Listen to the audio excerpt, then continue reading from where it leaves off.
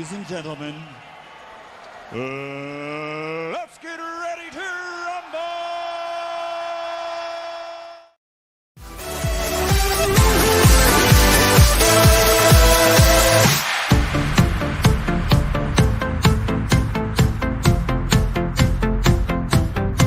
Stepping in, it's Mooncast time. We're living medieval on the stars we climb.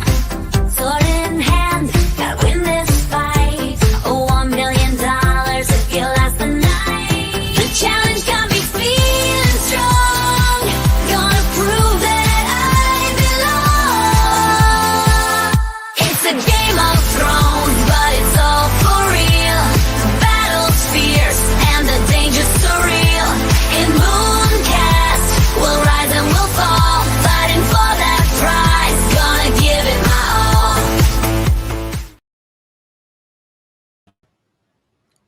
Hey everybody, how are you doing this Friday? I guess welcome to the stream. The Mooncast team is here with me. I'll introduce those guys in just a second.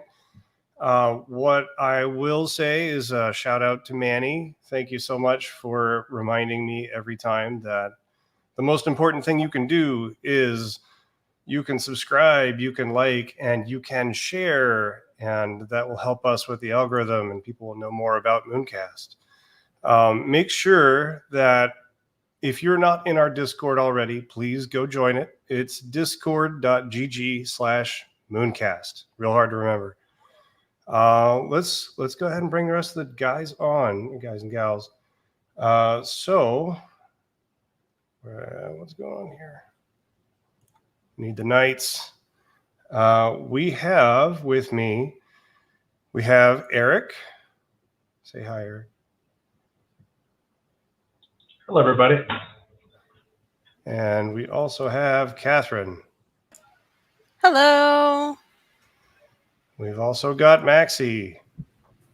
Hey, guys.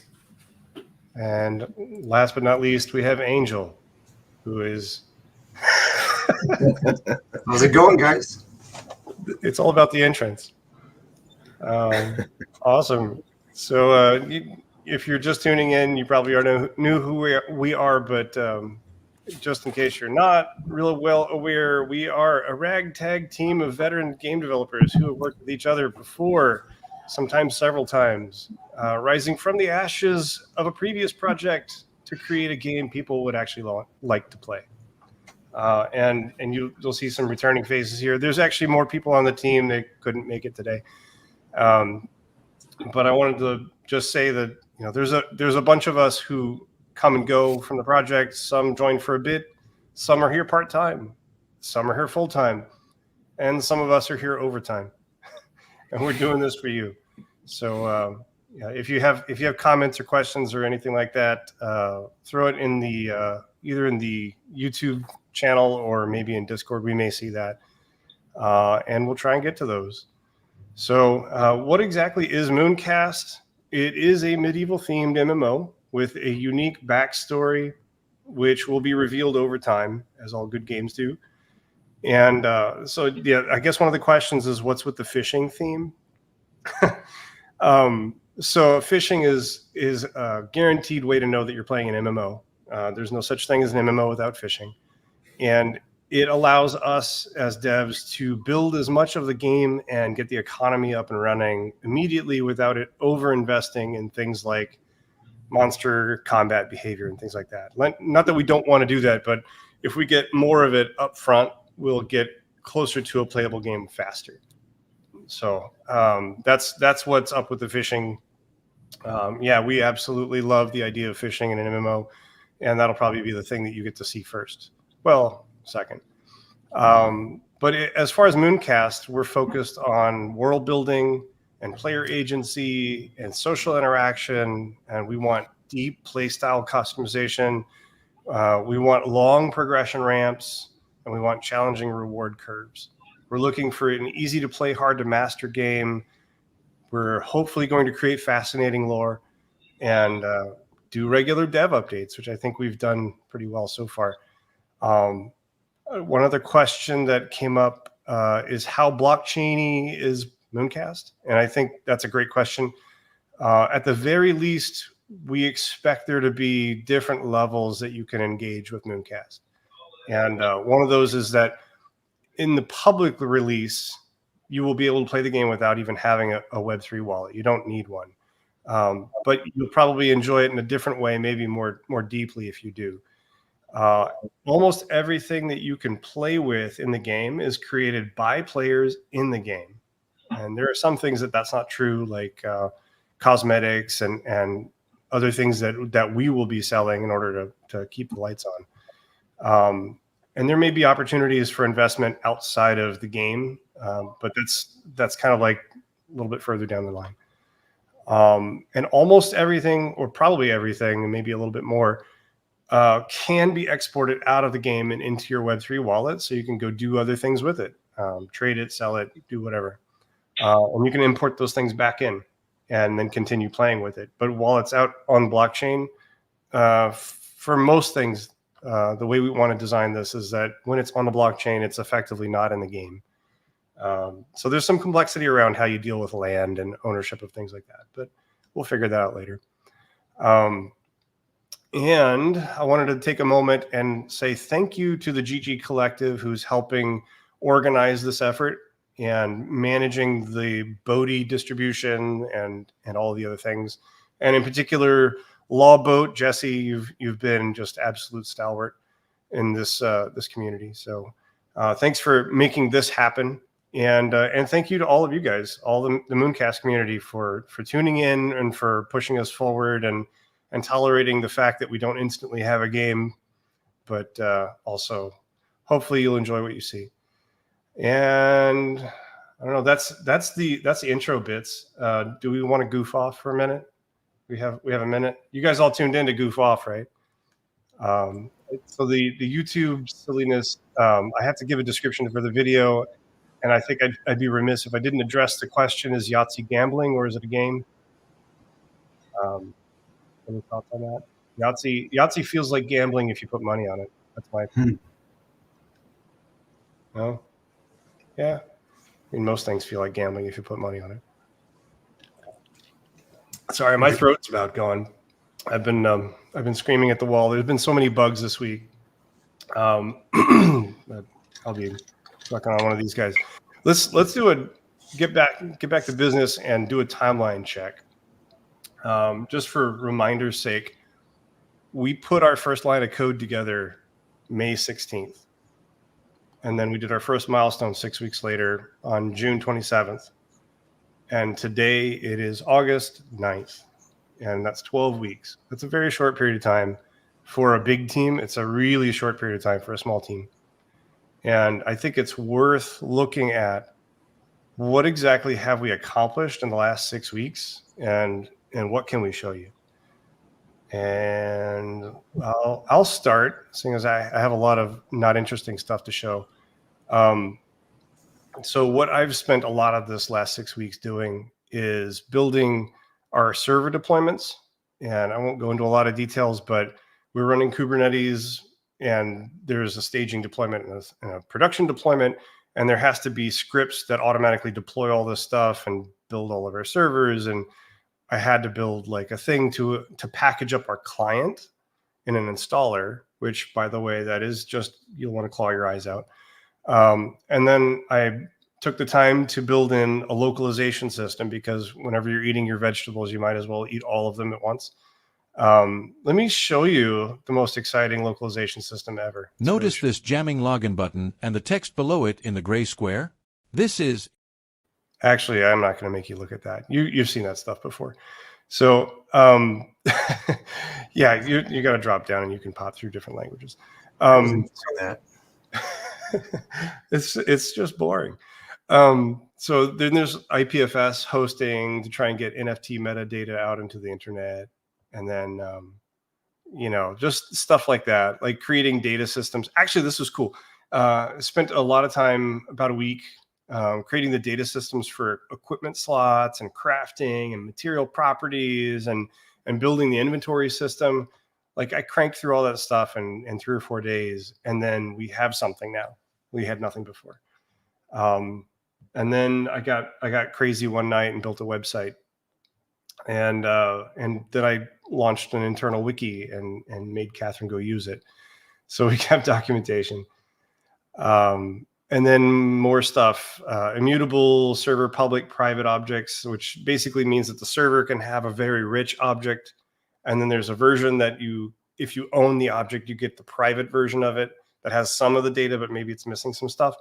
And then when everybody else is observing you, they get the public version, which is really slimmed down, so it goes over the network well. And then designer data is called immutable data. So we built that system and split that all out, and it's really, really clean. It's super easy to add things. It's really clear what's going to who and how. And then after all that was put together, I managed to make an account and create a character and then build a UI so that you can do those things as a user. And yeah, I mean, there was a ton. There's just a ton of stuff that got put in the last 6 weeks that we didn't have before. And these are all infrastructure. It's all like making it so that there is all the things that we need to exist in order to make a game, that without these things, you can't have anything that's even close to playable. Like people would log in and they wouldn't have characters. Yeah. So building that in, and then also constructing the rough networking between the cluster and the client, which we don't have the idea of a cluster and or edge server and zones and things, not yet. But we've got something. You can log in, it'll create an object for you, and you can see stuff.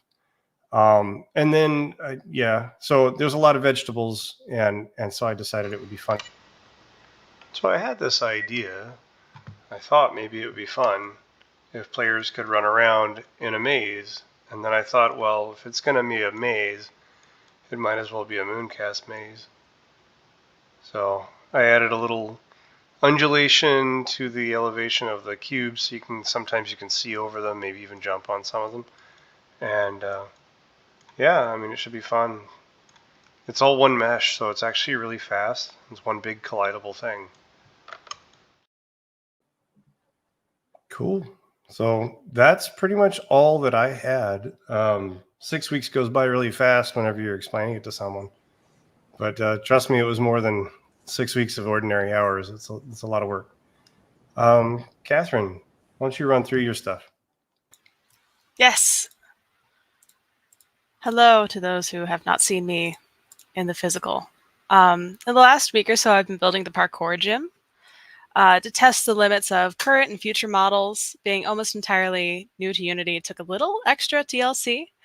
But in this next video, you can watch me build part of Baby Steps, which shows how large of a bump you can walk over before it's just too high. Because I personally would trip over curbs if I tried to walk into one. Quick epilepsy warning, it is a little bit like sped up. But yeah, why don't we go ahead and play that? Cool.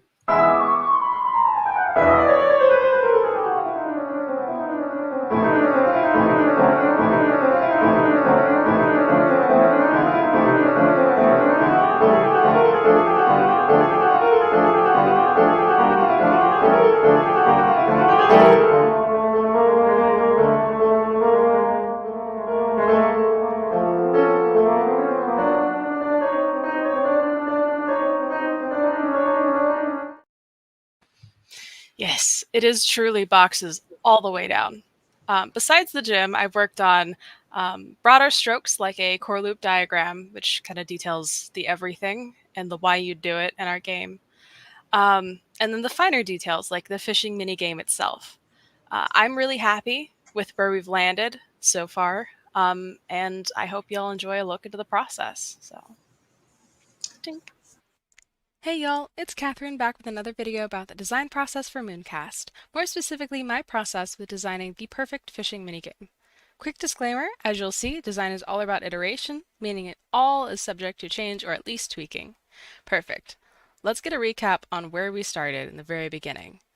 The first pass of minigames was all about broad ideas. We had 4 main ideas: ready, set, pull, a single simple QuickTime event, the capture bar, as seen in an unnamed cozy indie hit, tension, a balance between pulling and rest, and left and right, where you fight against the fish in a series of QuickTime events. No matter what of the 4 we ended up picking, there were a few core design elements that had to be fulfilled. Number 1, it had to be engaging. So easy fish had to be engaging no matter how good your rod. Number 2, progression driven. There needed to be a reason to progress and get better fishing gear. And number 3, skillful. Players needed a way to express skill. That being said, I picked tension as my first line of attack. And attack I did. I sketched up 3 more detailed variations of tension as a fishing minigame. The glaring issue with tension is that either you have good enough gear to catch the fish, or you don't, and are simply wasting your time. So, not skillful. On the other hand, engagement is compromised due to the simplicity of catching being hold down a button and sometimes let go. So, not engaging. I'll quickly cycle through the sketches just so you can see them, and this will be put on YouTube, but otherwise I'm going to be moving on. Safe to say I did pivot from tension, and I set my sights on something a lot more familiar, and that would be QuickTime events. Love them or hate them, they're inherently skillful and engaging, which makes for 2 of the 3 core design elements fulfilled right there. Designing a drive for progression wasn't too hard either. A lot of words, I promise we're getting to the end here. QuickTime events come in plenty of flavors, so again, here's 4 that I proposed to the team. So we had hold left and right, just hold against the fish as it swims and tire it out. Then we had tapping, tap just right to yank up the fish. Tap and mash, closer to fishing where you yank and then reel in the fish as much as you can. And finally, a complex mash where you press WASD or arrow keys in correct chains to catch the fish before it escapes. After the feedback from the team, I ended up with a combination that I'm incredibly satisfied with. Introducing Mooncast's current and hopefully final iteration of a fishing minigame. Boom! A lot of graphics. Let me break it down. As the fish swims back and forth, counter its movement by pulling against it by holding left or right mouse button. When the fish is in the center, give it a yank. That's a QuickTime event. Failed yanks or the fish being in the red zones will cause damage to your rod. Try and catch the fish before your rod breaks. If the catch is too hard, consider releasing it and going for smaller fry until you can afford a better rod or bait. This design ticks those 3 design elements. It's engaging, it's progression driven, it's skillful, and with the team's seal of approval, I can finally rest my hunt for the perfect fishing minigame. Thank you for listening. I hope this sheds a light on the design process and you enjoyed what you saw.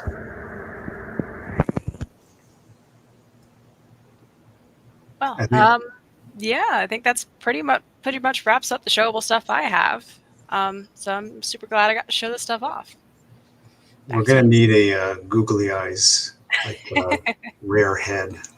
It's gotta happen. Absolutely. Sounds good. Eric, do you want to take it from here? Yes, I do. Yeah, so I've been working on blockchain stuff on this project, and over the last milestone, worked on some really important things. First, one of the biggest things was moving from a local blockchain that we're running on our local clients to moving out to the base test network. And so I've deployed 2 contracts out there. One is our CAST token. The other is our ERC-721 for NFTs. And so we now support important maintenance functions like, pausing contracts, upgrading the contracts without losing information, minting things from those contracts. And by doing that, had to kind of work on deployment process. So I worked with Jason on, a deployment process and migration workflow to be able to support that in an automated way. And then as far as our NFT stuff, we added real metadata definition and support so that we can do things like have attributes on particular NFTs. And as you know, we've been talking about inventory items having different properties and stuff. So that's now supported. And then moving to IPFS for file storage of our metadata, as well as our textures for those NFTs is a pretty big effort that Jason and I tackle. One of our big focuses and goals for this release was to be able to buy stuff with currency. We wanted to be able to buy a token with Bodhi. We didn't quite get there, but we're really close. However, one of the coolest things we have now is a UI that lets you manage your NFTs and in some ways and show you what your token balance is, as well as buying your first NFT for free. We don't really actually charge, and that unlocks the game for people. So we are using full blockchain at this point to get you in the game. We're verifying that you have access with real, actual data. So it's a pretty important step. And so, lastly, in order to manage this, we had to build a UI for that front end. So I'm going to go ahead and run a video on that. And this is how people will engage with blockchain when they first start the game. Hi guys, I'm here to talk about blockchain integration and functionality in Mooncast. We are going to show some of the new things that we have in place, and it is also worth mentioning that we are now requiring a visitor pass to play. The good news is that visitor pass is free and you can obtain it directly from the game. I'm going to show you how to do that. You're going to need MetaMask mobile to be able to connect to the game. And we'll be using the base Sepolia test chain because we're actively in development. So I'm going to go ahead and log in here to the game, and I'll be taken to the menu for blockchain. Here, I'm going to connect my wallet. So I hit connect. It asks me to scan the QR code, and I'll go ahead and connect my wallet to the game. This is my public wallet address and the current chain that I'm on. So everything's good here. This is my balances for Bodhi as well as Cast, and I don't have any tokens. And these are the Mooncast NFTs that I currently have, and notice I don't have any at all. Because we're requiring the access pass and I don't have it, I'm unable to enter the game right now. So I want the access pass. I told you it's free, so let's go ahead and get one. I'm going to ask the server for the access pass, and it's going to mint the NFT access pass and send it to my wallet after I click on that button. And so there it is. I have now been given Mooncast item number 7, which is a visitor pass that gives me access to Mooncast. And now I can enter the game. So once I click on this, I can do that. I can also sit here and watch my balances and refresh my NFTs and notice I can still enter. And when you reconnect to the game and you it reads your wallet, you'll see this when you first start. You won't have to do this mint more than once. When you log in, you'll basically be taken to this connect. You hit OK, you'll see it, and you can enter. So that's all taken care of for you when you first connect. All right, guys, thank you very much for checking the demo out with me today. And I'm going to go ahead and hit enter and be taken to the character select screen. Thank you.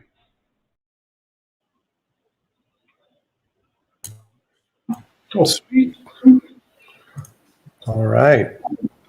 Yeah, so blockchain. Right now, to clarify also, the contracts that we currently have deployed, those are all on the test network, right?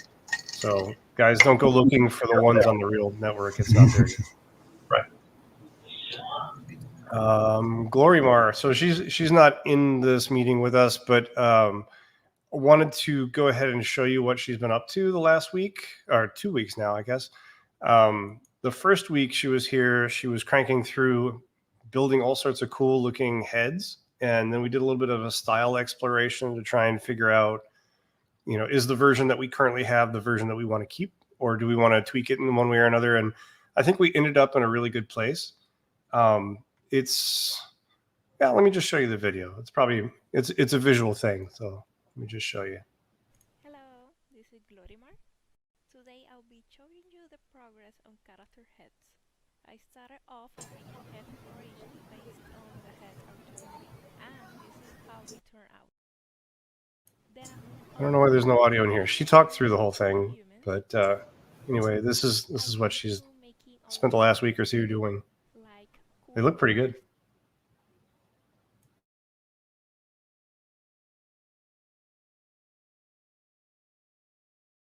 And elf. We had another target for our style in mind. And these are actually just the first iteration. There's more tweaks that happened after this.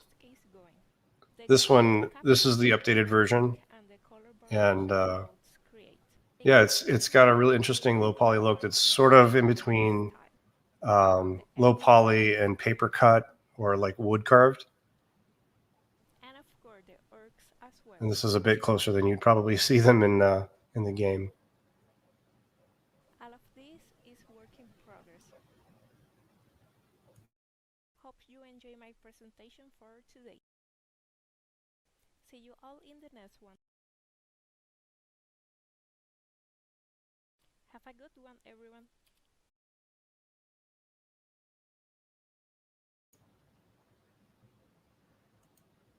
Nice. Very cool. Yeah. She did all that in like a week or two. Like a lot of it was like build it from scratch and then play around with it for a little while. So she's super fast and super talented. So, Maxie, do you want to go ahead and talk about all the stuff you got done in the last 6 weeks? Yeah. So I've been working closely with Angel. I've been trying to provide everything he needs to implement in the character controller, and mainly, providing him with all the extra locomotion sets that were needed. We learned quite a bit as well, some of the limitations of the system that, we were working through that. And I also had some fun, animated some attacks and some extra things that you're probably going to see next up in the video.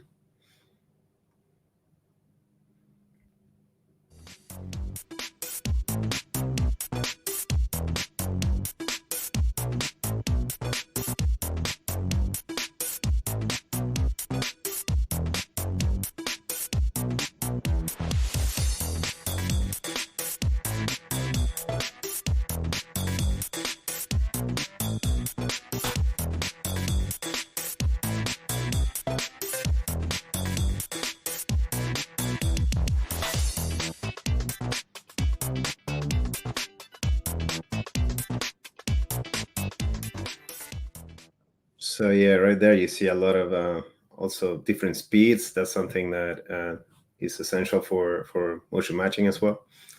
All those turns, they have to be done at super slow and then super fast. So yeah. And then next up, we're gonna see, I think the next video is how I turn some of those locomotion animations into combat locomotion to reuse the same data. Yeah, let's do that.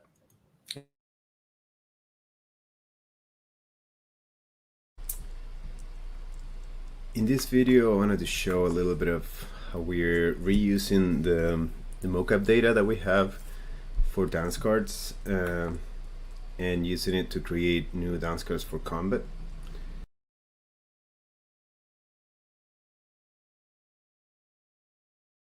I'm just gonna ghost this guy here. Now we have an outline on that specific pose, and I'm gonna paste the new pose here. So it pastes it over there, which is totally fine, but you can see that the hips are now more facing forward a bit more. So I'm gonna delete this key really quick. I'm gonna go here, and this is my tweener tool. It's gonna give it 100%. Maybe 100% looks a little off, so maybe I play a little bit with the slider there, and then we look at the blending here, which there's a little bit of sliding, but for now I'm okay with that. But that's part of the polishing later on that we do. So I go through the timeline and I kind of do the same thing over and over. On all these sections I have red on this clip, for instance, I have to do that.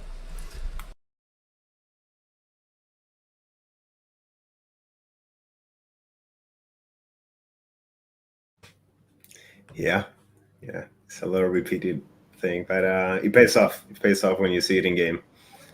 Yeah, it And does. yeah. And then I think the next video is just a variations of different attack combinations. Yeah. Here we go. I'm gonna show you some of the attack animations that I've been working on as well. So here we have this guy. Boom, just a combo animation there.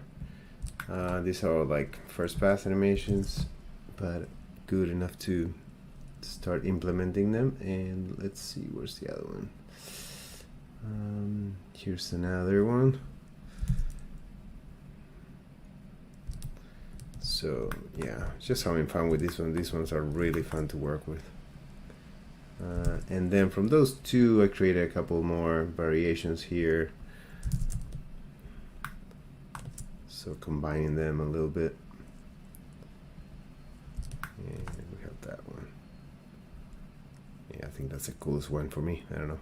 I like the turning around. Boom. And yeah, this is just a little snippet of what I've been working on. Yeah, hope you guys enjoy it. Those look dope, man. They do. Thanks. Thank you. Nothing but fire. Say what? Nothing but fire. Yeah. It's good stuff, man. Watching these things, I mean, you see them in a play blast, and it's like, oh yeah, that looks really cool. And then you jump in and actually start using it. It's like, oh, that's amazing. And I mean, to be really clear, like that is an aspirational thing that as you get better with a weapon, you'll unlock the additional combo moves. You're not going to start being totally badass because that doesn't make sense, right? But in the beginning, you'll have a sword and it's like, okay, I can do a little pew pew. And like I'm gonna just dink at you a little bit. But when you start getting good with it, you can start comboing. And when you get really good, you can get multiple combos as you go. So I'm when I see that, I'm like, oh, that guy's in level. He's awesome. And just seeing it already is like, okay, I can't wait to get there, because when you see other people do that and you can't, you're going to want to be that guy. Let's see. Also, so Jonah's a new guy on the team. He's been working with us for about 2 weeks as well. And he's a tech artist / engineer that's helping us out, building some of the performance tools that we need to like combine and render things really fast. In a game like Mooncast, where objects can be crafted out of multiple different materials, that's actually pretty challenging to run fast. And so what we're building is a thing where you craft it and then it rejiggers the whole thing into a single object that actually renders all the materials at once.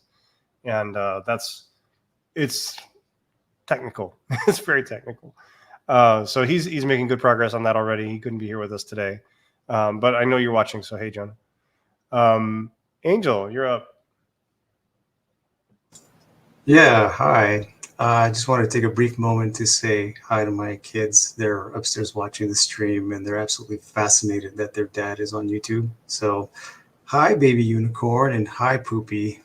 That's what he wanted to be called.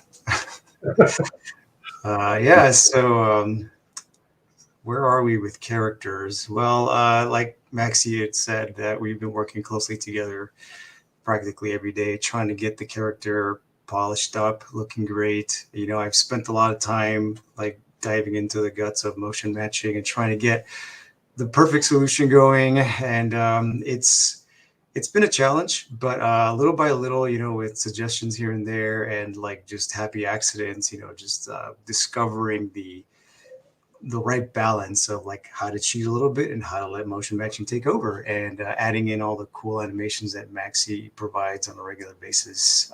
So adding in some camera controls, things like that. So, you know, little by little, we went from just like a ragtag Unity project to the point where I was like, holy crap, this is becoming something playable, like, and fun.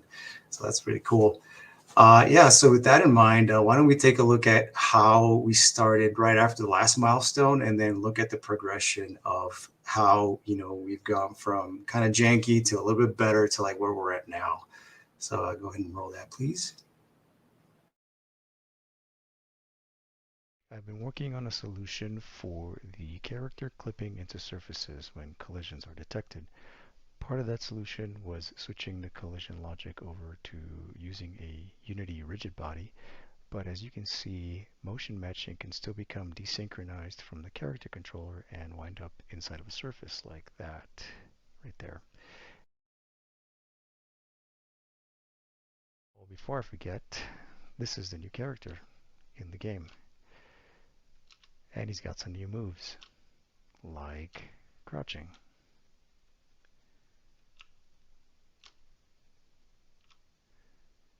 Well, before I get too distracted, let's get back to collisions and check out the anticipation. You'll notice as I approach this surface, the circle will shrink before I get there. So this is also a good test, which is my stress maze. If I try to run into the surface, he'll just stop, turn. Sorry, caught me in the middle of chewing an ice cube. There's another video here. I'll just roll the next one. Sure.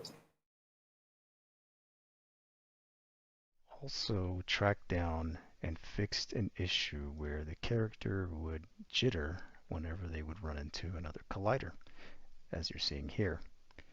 This one was a bit tricky to track down. I had to dig deep into the internals of motion matching to get it resolved, but we finally got it. And there it is, no more jitter.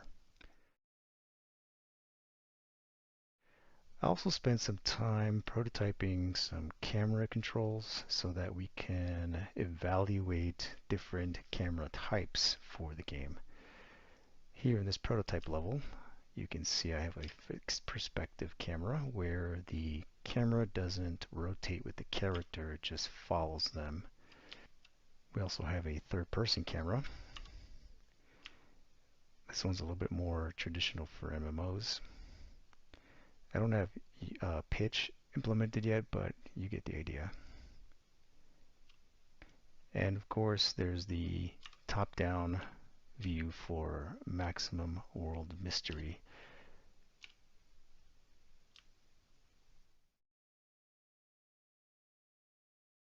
The character is being told to render where the character's capsule is, so it's always going to be in sync with the character capsule, while motion matching is free to desync.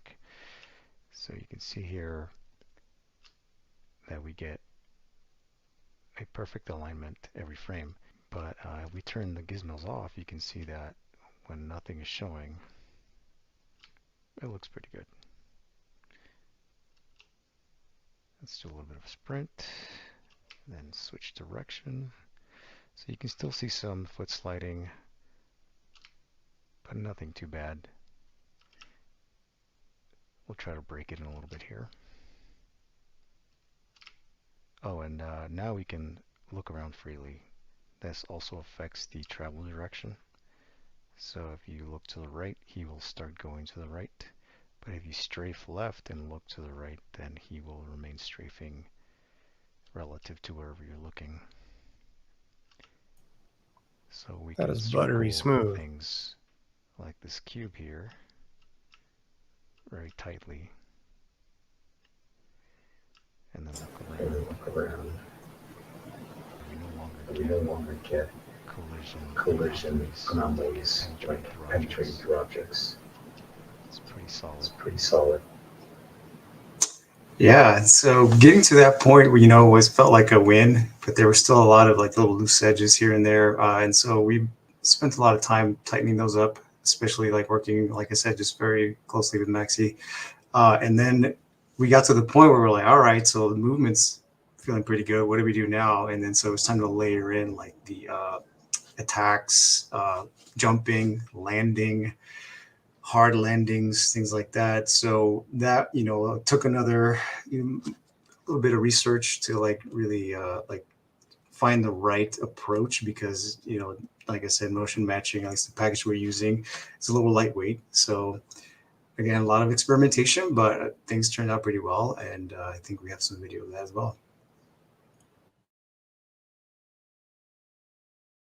Mocap data is now at 60 frames per second, so we get smoother movement. But here you can see I'm circle strafing around these targets, keeping them in the center as I move around them, which will give me an advantage when I'm trying to fight these things later. In other news, we can now move on the y-axis, meaning that we can jump.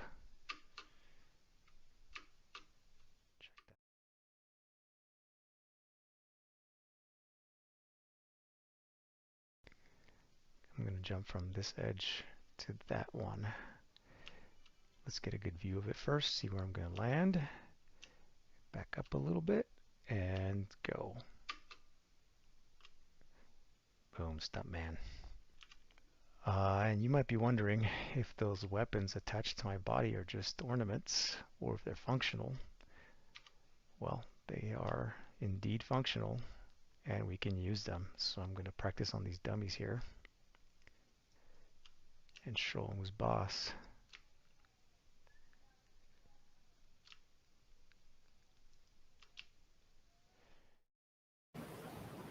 Yep, showed those dummies for sure. And so since then, it's just been a lot of polish, working out all the kinks, all the bugs. One thing we didn't see like a little clip of, but you're probably going to discover it at some point, is like sliding. That took me down this little rabbit hole of like how to discover the right way to slide, and like how do you detect like what downhill is, what uphill is, that sort of thing. So if you find the right surface, you will end up just picking up speed and sliding all the way down. So maybe at some point we'll make some sort of toboggan and you'll dive into a lake. Just joking. You just won't be able to get to certain areas. But yeah, that's pretty much it for the character controller. That's come a really long way in a short period of time. Okay, so what's next? I mean, that's the team. We've all reported in. I think we've made pretty amazing progress so far. So for us, the next major stuff is to nail down the release process and start doing more regular releases. So the thought I have right now, and I'm not sure it's a popular thought yet, but the thought I have right now is that we'll do public releases that are free to play, and those will come probably every quarter. And that means that, you don't need an NFT to get in. You'll be able to just log in and play. But there will be milestone releases, kind of like these big milestones, where we won't do them quite as often maybe, but the milestone releases will be the big deal where it's like, hey, this is what's coming. And that'll happen well before the public releases. So that'll give us a chance to find bugs and people will be able to log in. It'll be a fully functional game and it'll do all the things that a normal public release would do. It's newer, it's different. And until we get a little further along, we can't specify exactly how often that's going to happen, but I would assume probably every 6 weeks, maybe a little bit longer, a couple months. And then there's going to be another version and the milestone releases you can only get into if you have an NFT that says you have a visitor badge. And the visitor badge, that's the whole point behind having the login and buy a badge with. It's basically like pre-sale, like on Steam. And you can basically buy your way in with Bodhi. And Bodhi, you trade some of that, you get an NFT, and that lets you into the game. Pretty simple. Then there's a different tier of releases that are basically like you're getting access to the team. You're getting access to the weeklies or bi-weeklies or whatever. And that would be a different level. It's a VIP access. And they won't be, $20-$30 or whatever. It'll be a lot more expensive. We don't really want to sell a whole lot of them because honestly, that's just a way for you to see what's coming before anybody else does. But the intent is that if we're going to do internal releases, you'd have full access to those and a separate Discord channel where you can talk to us. So VIP access, visitor badges, and then public. And let me turn Discord off. So the next things after that is we need to polish our animations and get the character controller bugs out. And the server needs a whole lot of work. There's a ton of stuff that we haven't written yet. We need to split up the cluster, which is what you talk to, and the zone that you're actually playing in. we already kind of have that in code. It's just physically living in the same place for efficiency, time efficiency. And then we need to add the things that we said we're going to do in the beginning. We need to be able to spawn items. We need to have an interaction system, which we actually just started. And then there's harvesting materials, crafting things from materials, equipping items, which we've already kind of got to start on. And then an inventory screen to manage the things that you're picking up, and then spawning some fish, and then fishing. It seems like we just throw it all in there. Why not? So that's what we're doing in that order, and I think that's a hell of a lot to do. But I think at the rate that we're moving, we'll probably get some of that gameplay in maybe by the next milestone. I don't know how much, but the infrastructure just takes a really long time, and it's been one of those challenges of, well, we have to invent a whole bunch of tech that we're not necessarily very well versed on, or we've done before, but it just takes a long time to do. So there's that. Do you guys have anything else to add, or should we throw up the jam? We have a music video.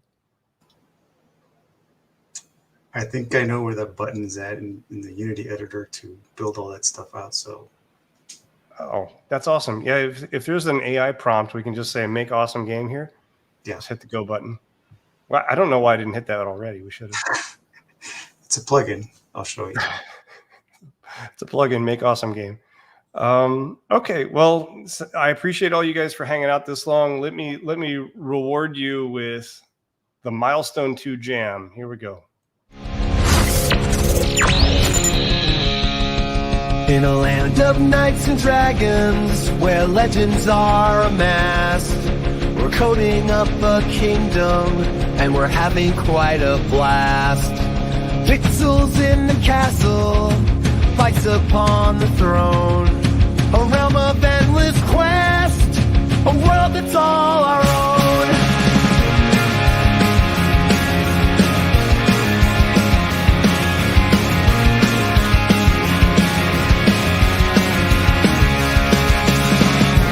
Scribes and wizards, click and code, crafting wonders, spells explode, fishing on the lakeside sand, every bite of treasure in our land, adventures spark with every key, wild and free.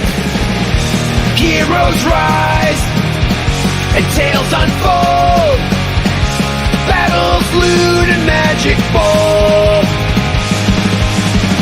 The journey's near, hold on fast, get ready for the mighty Mooncast.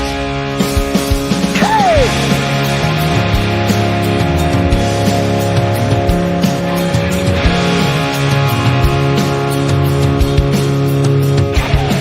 There's always a pixel out of place.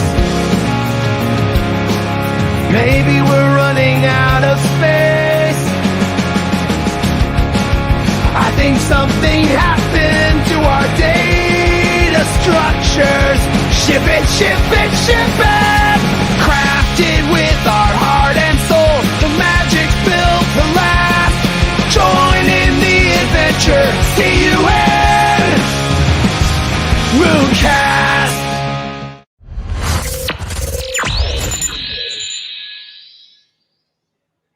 Oh, that's just fun. Well, okay, thanks for watching. Signing off then. Thanks, guys. Thanks, everyone. Thanks, y'all. What, you're still here? What are you doing? Go home. Okay, fine. We've got a little bit more for you. We got just a little bit more. So this is fun. This is fun. Here you go. Oh, Mooncast Productions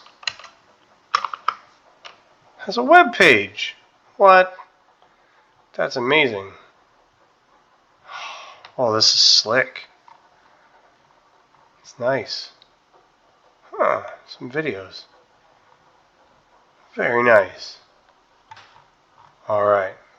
I suggest you guys go check it out. You can download the game and play it right now. Right now, multiplayer. Come join me while I stream live while we're running around the game. And yeah, download it and log in and try and figure out how to get everything connected, because today it's a birthday.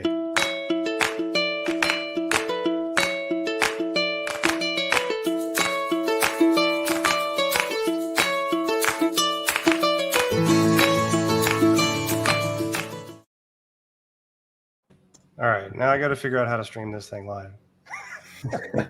Does somebody else want to present, or I can do it? Is it the same installer that we were playing on earlier? Yeah. Oh. Yeah, if you want to present. Let me see if I can figure it out. Let's see. I'm like fat fingering everything right now, so I don't even know where the link is at. Oh, here we go. Okay, how do I present? That I don't know. Share screen? I think that's it. Okay, and there's Mooncast. Nope, wrong window. I'll just do this. Allow. Can you guys see that? That's it. Yeah. I don't know why the Chrome isn't taking, or the window Chrome isn't going away, but I'll just leave it like that. All right, so I'm going to log in to my account here. Hopefully I remember my password. I don't think I do for some reason. Let me see. Hey, there it is. Now, for the fun part of connecting my MetaMask wallet. Let's see here. Let's see. I had a nightmare about this last night. Oh, wait, that was real. I was online with Eric. Yeah, it was. All right, hang on. All right, there we go. And now I'm going to scan my QR code with my phone. All right, I got a pop-up saying, do I want to connect? So I say yes. There we go. Look at that. I've got a visitor pass, and now I can enter the game. All right, there's my character. I'm going to select it, and I'm going to hit play. You guys in? I will jump in shortly. Oh, look, there's people. There's me. Oh, hello. Hi, guys. How you doing? Check you out. Very nice. So just for some color on this, guys, there was not one network packet of multiplayer on Sunday or Monday morning. Not one packet. If Windows Defender says, hey, let's not run that, there's a little box that will say, like, let me see more. We promise it's safe. I didn't put the virus in this one. There's absolutely nothing That was a prior wrong. build. There's nothing wrong with their build whatsoever. You can trust us. Hey, what are these things on the floor? Oh. Ooh, here we go. Let's effing go. My kids are watching. I can't cuss. So here we go. Take that. And that. And that. Let's combo this up here. Whoa, missed it. Bam, right in the head.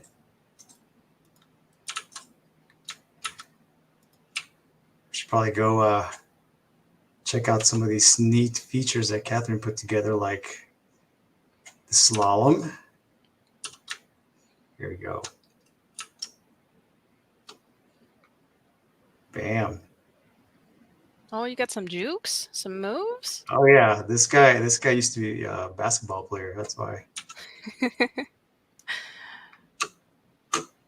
Boom. Oh, I see somebody going up the maze. I gotta go up there. Let's go. That is a seriously difficult maze. Where you at?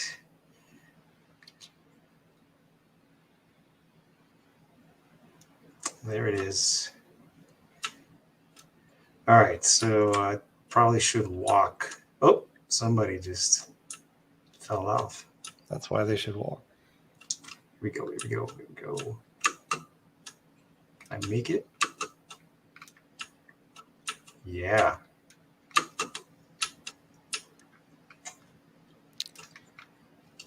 Let's do this. That's kind of a shortcut, isn't it? Yeah.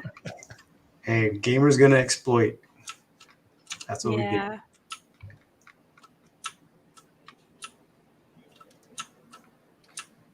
All right. Nicely done. Let's see if I can get all the way over here. Yes. Oh, there we go. Dang. Oh. Let's see, is anybody making it yet? I see somebody. I'm through. Maybe I'll walk slower with my weapon out. Yeah, slow and steady wins the race every time. Oh, crap. That didn't work. My foot fell off. I give up. You guys made it. Congrats.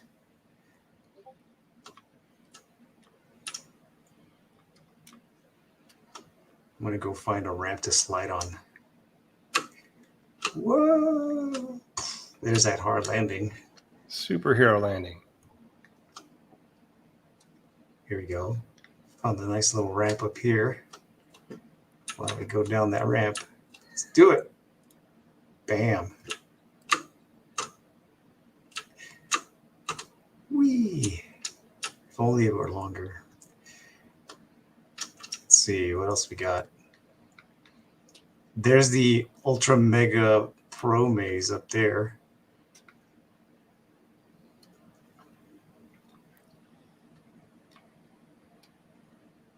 Look at those legs. Nice. Yeah, we'll fix that in version 2. Yeah.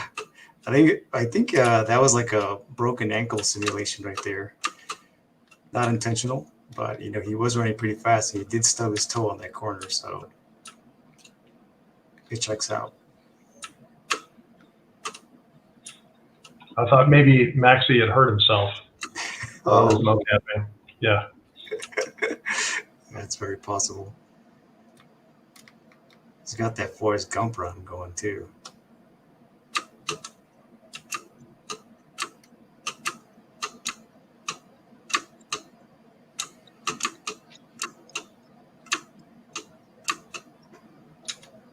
Yeah. Well, this is all here for you guys to enjoy and play with. Yeah, we're going to leave the servers up for a while. I'm not sure how far down the line we're going to keep them up, but I mean, at this point, we're already paying for the servers. We might as well leave it up for as long as we want. Right on. So hopefully the next time we have a release, you can log into this one and check it out and then log into the new one and see the difference. And this is one of my favorite features right here. So when you kill a NPC in the future, you're going to be able to teabag it. So you just go over it and go, take that. Killed you. Very nice. It's a little move from the Halo days.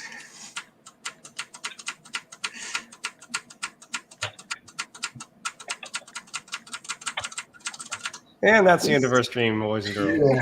Yeah. When it devolves into twerking, yeah. Very nice.